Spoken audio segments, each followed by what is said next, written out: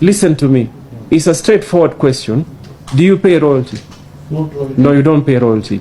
Now, these raw material you are collecting, they belong to the Kenyan people.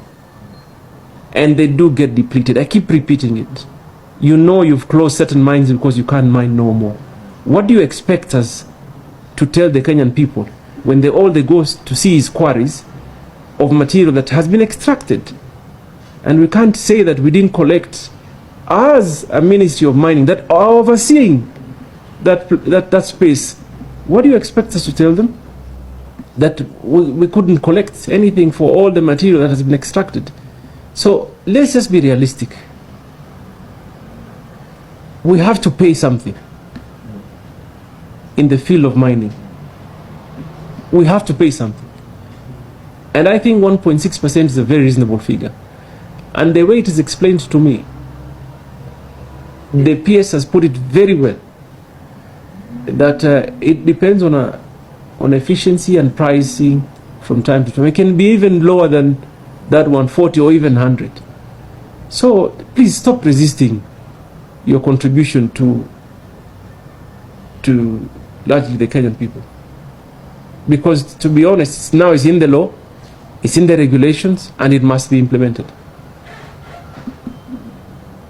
You know, it must be implemented.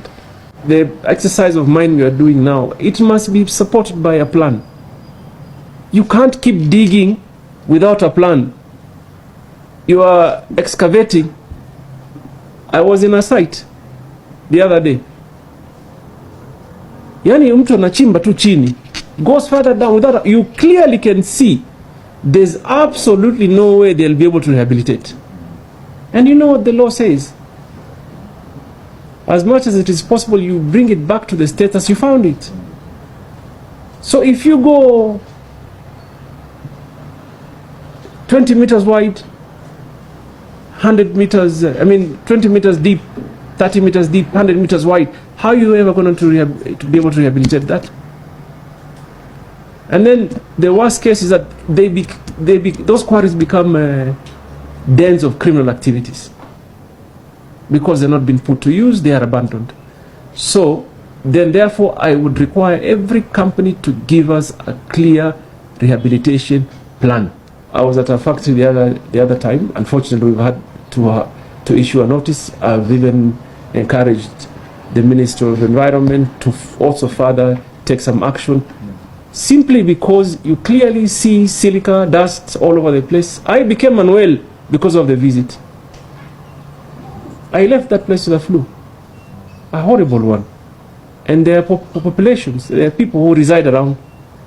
So we don't need to come and have a back and forth on basic fundamental requirements that you all are aware about. So meaning Kenya cannot be a dump site. Kenyan people cannot suffer for no apparent reason. You invest, you follow the rule of law, both in terms of the regulations of mining and environmental. Then we'll be best of friends. You can come later and say, this one we need to engage to make certain changes. I'll be more than happy to be your advocate. But for as long as we don't follow what is required of us today, then we may have a problem. All the compliances in terms of rehabilitation and everything has to be followed. All these quarterly reports which I'm hearing, the quarterly reports, the employment, the training, I think this is just a matter of now making sure that the industry follows it. So on that, I think there is no disagreement as far as what the ministry expects and what the cement subsector must do.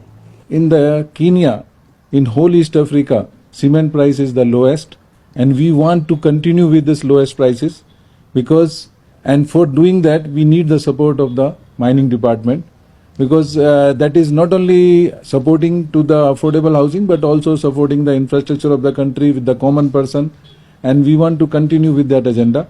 Without mining, or those who are carrying out the business of mining, there should be no ministry for mining. So we are here to facilitate those who are carrying out business of mining, including the value addition to the product from mining. And therefore, the discussion that we are having is timely. We will adhere in terms of implementation, but if there are some bottlenecks, we can raise directly with your ministry, and then we see how we can address the concerns.